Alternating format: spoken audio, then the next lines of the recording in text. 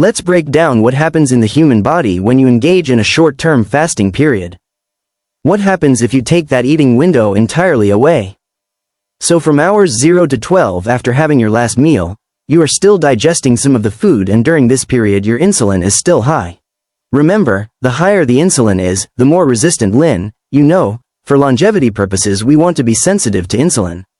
The less insulin it takes to regulate our blood sugar, the longer our lifespan is. In hours 12 to 18, this is when the fat burning begins.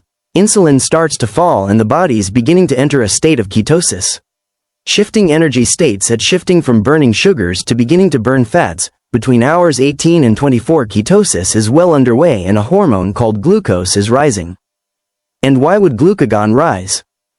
Because as this hormone rises, it's a glucoregulatory peptide hormone and it counteracts the action of insulin by stimulating the liver to turn stored glucose into sugars. Now between 24 and 48 hours. This is when the real magic begins.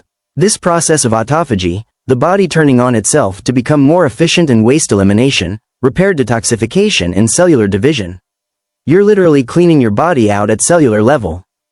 So autophagy begins during this stage 24 to 48 hours and it's often referred to as the brain cleansing part of a fast, and autophagy is this process that keeps our cells in proper balance, and it takes all the damaged components in the cell, and it recycles them.